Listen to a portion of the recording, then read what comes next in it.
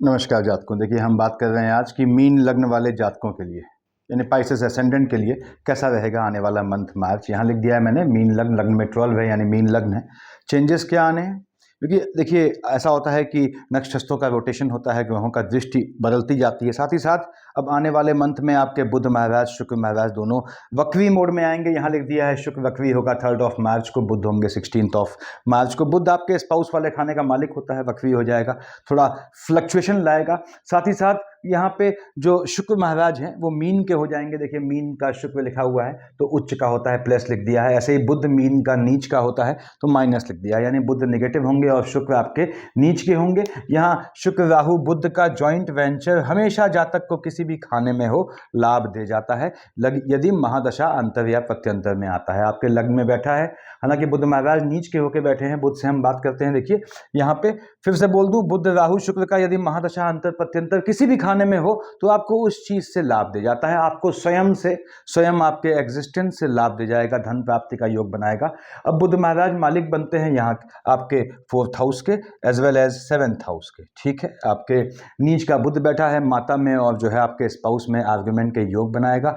माता के स्वास्थ्य में ऊंच नीच लाएगा, स्पाउस के स्वास्थ्य में ऊंच नीच लाने के योग बनाएगा यहाँ पे। और उसके बाद साथ ही साथ ये विवाह का भी योग बनाना है, यानी बुध और शुक्र की युति है तो विवाह का भी योग बनेगा। अब बुध शुक्र की युति का एक और चीज समझें, यदि वैवाहिक जीवन चल रहा है, आप पहले से शादीशुदा हैं, तो शुक्र दिखाता है वैवाहिक जीवन की हार्मोनी जो उच्च का होकर बैठा है, और बुध दिखाता है उदासीनता, न्यूट्रलिटी जो नीच का होकर बैठा है। अगर इनका कॉम्बिनेशन है तो वैवाहिक जीवन में यह हलचल लाता है। खासकर बुध में आपके शुक्र के साथ यदि सूर्यदेव होते हैं तो स्पाउस से आर्गुमेंट का, लिटिगेशन का भी योग बनाते हैं। धन प्राप्ति के लिए बुध राहु शुक्र का ये कॉम्बिनेशन बेहतर होता है। बुध नीच का होकर बैठा है, नीच काम से मन का सुकून दे जाएगा।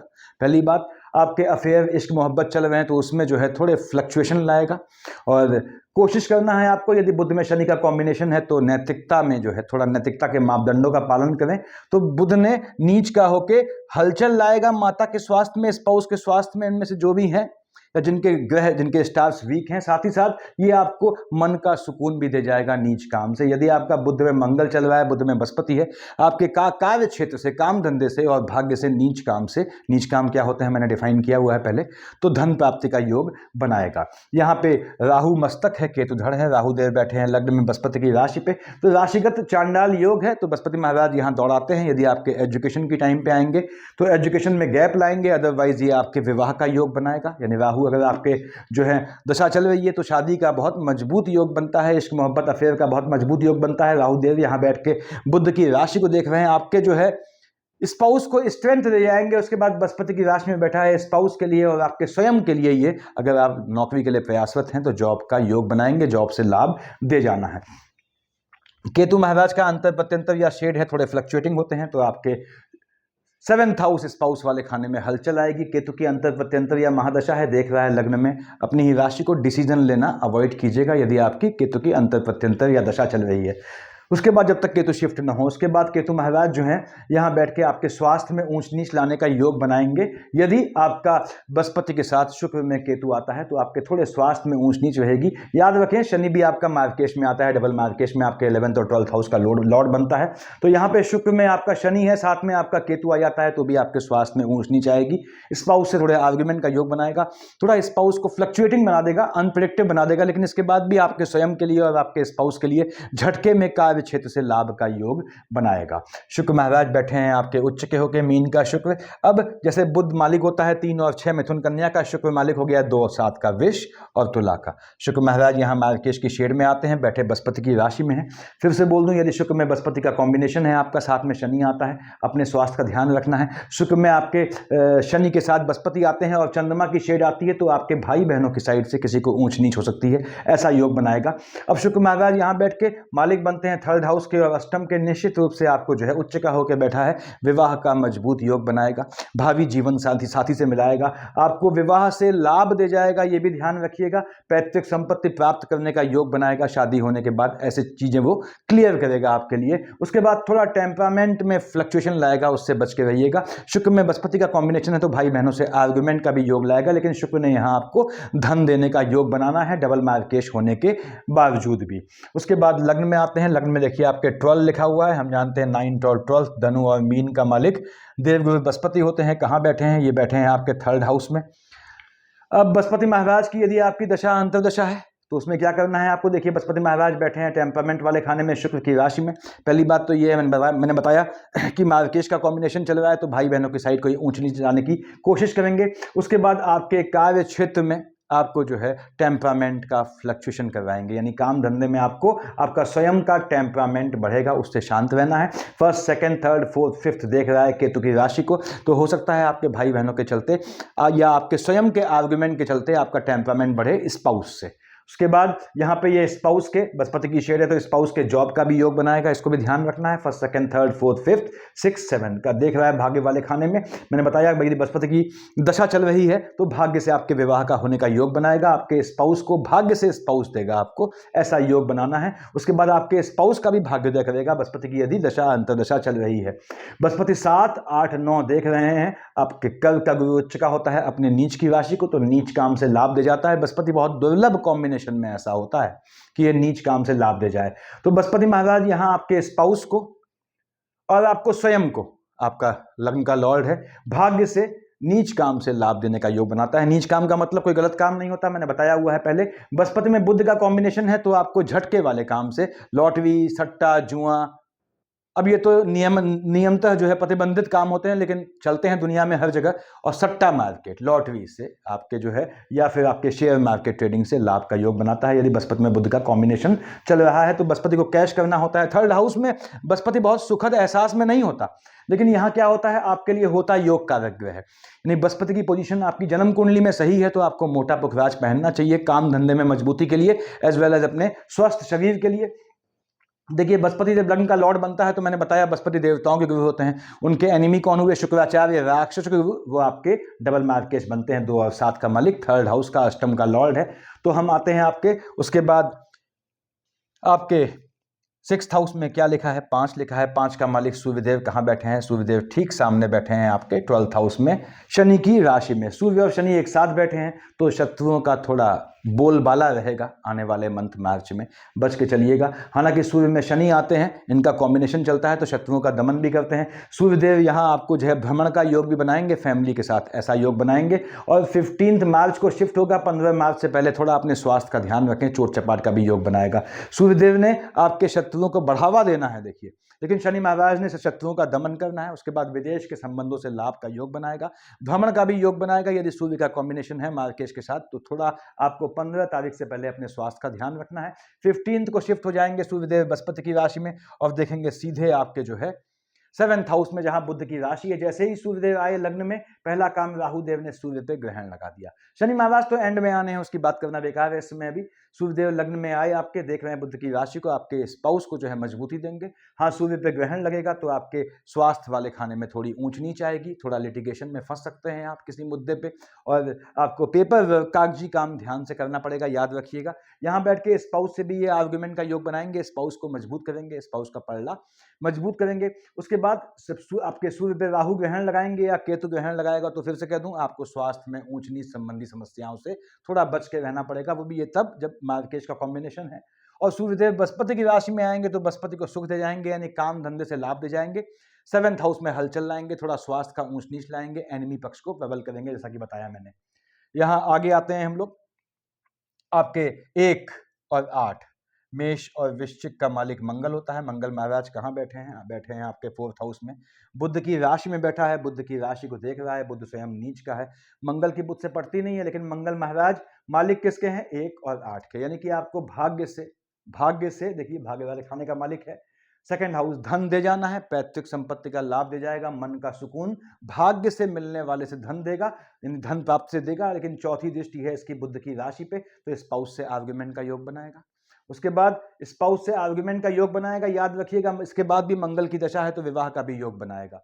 1st, 2nd, 3rd, 4th, 7 से देख रहा है आपके एम्प्लॉयमेंट वाले खाने में, तो एम्प्लॉयमेंट वाले खाने में आपको धन प्राप्ति का योग बनाना है, आपके स्पाउस के लिए भी, आपके स्वयं के लिए भी। 7 और 1, 8 देख रहा है उच्च की राशि को, मकर राशि को देखिए 8 में से देख रहा है, तो ये आपको धन प्राप्ति का योग बनाएगा, लाभ दे जाएगा। मंगल में यदि शनि का कॉम्बिनेशन है आपके या आपकी संतानों के विदेश जाने का बहुत मजबूत योग बनाएगा। यानी मंगल महाराज ने आपको धन का लाभ देना है, निश्चित रूप से देना है यहाँ पे। वैसे भी वो आपके लाभ वाले खाने का, बेसिकली भाग्य वाले खाने का और धन वाले खाने का, सेविंग वाले खाने का मालिक होता है। थोड़ा मंगल को प्यार से आपने डील करना होता है। यहाँ पे आपके 11th और 12th हाउस यानी धनु के बाद मकर कुंभ, मकर कुंभ का मालिक क्या हुआ? शनि महाराज कहाँ बैठे हैं? अभी तो बैठना है इन्हें 30th ऑफ मार्च यानी एंड ऑफ द मार्च तक बैठेंगे 12th हाउस में। 12th हाउस में शनि थोड़ा दौड़ाएगा आपको, याद रखिएगा। शत्रुओं का दमन करेगा लेकिन चोट चपाट का भी योग बनाएगा। चीज़ों का एक्सपेंडिचर करेगा, धन दे जाएगा। अकल्ट के कामों से, अकल्ट की सिद्धि से सीखना चाहते हैं तो लाभ दे जाएगा आपको, ऐसा योग बनाता है। शनि महाराज की तीसरी दृष्टि है कहाँ? आपके सेकंड हाउस लाइनेज वाले खाने में। तो यदि शनि की दशा चल रही है, साथ में शुक्र है, उसमें मंगल आता है, तो हो सकता है आपको अपनी फैमिली में किसी के पोस्ट डेथ रिचुअल में शामिल होना पड़े। ये पैतृक संपत्ति मिलने का भी योग बनाएगा, इसको भी ध्यान रखिएगा। उसके बाद Shani 1st, 2nd, 3rd, 4th, 5th, 6th, 7th कहाँ देख रहे हैं? सूर्य की राशि में। 30 मार्च से पहले तो ये फिर से बोल दूं, आपके शत्रुओं का दमन करेंगे। शनि की अंतर प्रत्यंतर है। आंख मूंद के अगर एनिमीज आते हैं उनको दबाइएगा, आप उसमें विजय प्राप्त करेंगे चोट चपाट के चीज़ों से। यदि सूर्य शनि का कॉम्बिनेशन है, शनि मंगल का कॉम्बिनेशन है आपका दशा अंतरदशा में, तो खर्च होने का योग बनाएगा चीज़ों के, पैसे के। 7, 8, 9, 10 देख रहा है मंगल की अगली राशि को। तो निश्चित रूप से इसने भाग्य से आपको धन दे जाना है, क्योंकि दोनों ओर मंगल की राशि को देख रहा है, इसको याद रखिएगा। और भाग्य और धन से जलने वाले शत्रु भी इसने पैदा करने हैं शनि महाराज ने। शनि महाराज 30th ऑफ मार्च को आपके लग्न में आएंगे। उसके बाद लग्न में आके बृहस्पति की राशि में लग्न शनि दौड़ाता है जातक को जीवन में, याद रखिएगा, शुद्ध कर जाता है। लेकिन 12th हाउस छोड़ने से पहले 30 मार्च से पहले पहले ये आपको धन का लाभ अवश्य दे जाएगा। ये आपके ग्रहों की स्थितियां हैं। उसके बाद हमने राहु केतु भी देख लिया। आते हैं आपके 5th हाउस में संतान वाले खाने में, वहां का मालिक चंद्रमा है। चंद्रमा का रोटेशन मैंने दिया हुआ है, देखिए यहाँ पे लाल से लिख के। अब चंद्रमा क्या होता है? फ्लक्चुएटिंग होता है। तो मीन लग्न वाले जातकों थोड़ा संतानों को देखना पड़ता है। आपने संतानों को पकड़ने के लिए आपको चंद्रमा को पकड़ना पड़ता है। अपनी शिक्षा को पकड़ने के लिए भी आपने, शिक्षा पे पकड़ बनाने के लिए भी आपको चंद्रमा का जो मूवमेंट है उसको नोटिस करना होता है। अब जैसे आपके चंद्रमा आ गए आपके, देखिए 2, 3, 29, 30 को आपके लग्न में, ऐसे ही 15, 16 को यहाँ आएंगे आपके, और ऐसे ही 7th हाउस में केतु के साथ। यहाँ पे 2, 3, 29, 30 को चंद्रमा पे राहु ग्रहण लगाएगा, 15, 16 को केतु ग्रहण लगाएगा, 20, 21 को चंद्रमा नीच का हो जाएगा, और 6, 7 को चंद्रमा उच्च का हो जाएगा। तो इन तारीखों को आपको अपनी संतान का खास ध्यान रखना है, गर्भस्थ शिशु का, छोटे बच्चों का, कि वो बाहर निकलते हैं तो आपके संज्ञान में निकलें, तो उनको चोट चपाट का योग बनता है। एजुकेशन में बाधा का योग बनाएगा कब? जब आपके 2, 3, 29, 30 को, 15, 16 को चंद्रमा पे ग्रहण लगेगा, तो एजुकेशन वाले खाने में आपके, यदि आप स्वयं शिक्षा ले रहे हैं तो उसमें बाधा का योग आएगा, गैप का योग आएगा, आपकी संतानों के एजुकेशन में फ्लक्चुएशन आएगा। इन तारीखों को, संतानें थोड़ी आपकी बड़ी हैं तो अनप्रिडिक्टिव हो जाएंगी, आर्ग्यूमेंट करेंगी, उनसे बहस करने की कोई जरूरत नहीं।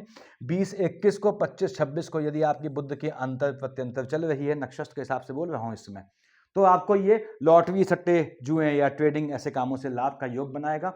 8, 9 को, 22, 23, 24 को कोशिश कीजिएगा अपने निवास में, बुध की राशि में देखिए जो है बैठा है, उनको देख रहा है, तो निवास में जहां आपका घर है वहां चेंजेस करने का योग न बनाइएगा। हाँ, बुध का अंतर प्रत्यंतर है तो आप अपना जो है काम धंधा बदल सकते हैं, लेकिन बुध का अंतर प्रत्यंतर होने पे भी इस समय निवास में अपने स्थल में चेंज मत कीजिएगा जहां भी रहते हैं। 10th ऑफ 11th को, 25, 26 को बताया मैंने, झटके में लाभ का योग बनाएगा, संतानों को थोड़ा अनप्रिडिक्टिव बनाएगा, एजुकेशन में बाधा लाएगा। 12, 13, 14 को आपका बैठा है 6th हाउस में, 1, 27, 28 को आएगा 12th हाउस में। 1, 27, 28 को, 12, 13, 14 को चंद्रमा का यदि शनि या मंगल के साथ कॉम्बिनेशन है तो चोट चपाट का योग बनाएगा। आने वाले मंथ में होली भी है, ध्यान से मनाइएगा। और यदि आपका जो है खासकर चंद्रमा में आपका शनि मंगल या शनि सूर्य का कॉम्बिनेशन चल रहा है दशाओं में, अपने स्वास्थ्य का ध्यान रखिएगा। 4, 5, 31 को, और साथ ही साथ 17, 18, 19 को ये आपको झटके में लाभ का, पैतृक संपत्ति से लाभ का योग बनाएगा। यदि मार्केश का कॉम्बिनेशन है तो आपके लाइनेज पीढ़ी में हलचल लाएगा, पीढ़ी में किसी के जाने का योग बनाएगा। ठीक है, सामान्य सी बात है। ये ग्रहों की स्थिति रहने वाली है। यानी आपके लग्न के लॉर्ड देवगुरु बृहस्पति हैं, बृहस्पति को साधना पड़ता है आपको। कोशिश किया करें मीन लग्न वाले जातकों कि बृहस्पतिवार को, थर्सडे को, कभी भी किसी के हाथ से पीला प्रसाद न लें, खासकर आने वाले समय में। और ख़ासकर जब होलाष्टक पड़ता है उस ड्यूरेशन में, ऐसी चीज़ों पे या अमावस्या में, ऐसे में ये चीज़ें मजबूत हो जाती हैं। यानी आपको पीली मिठाई, पीला लड्डू, पीला कपड़ा, पीला फल, केला, पपीता, पीली पंजीरी, प्रसाद वसाद कैसा भी होता है पीले रंग का, तो आपको बृहस्पतिवार को किसी के हाथ से लेना अवॉइड करना चाहिए। वैसे भी मीन लग्न वालों को भंडारे में खाना बहुत ज़्यादा शोभा नहीं देता, बहुत ज़्यादा सूट नहीं करता। खाते भी हैं भंडारे में तो वहाँ पेमेंट कर दें। देवगुरु बृहस्पति को पूजते हैं, लाभ दे जाता है आपको।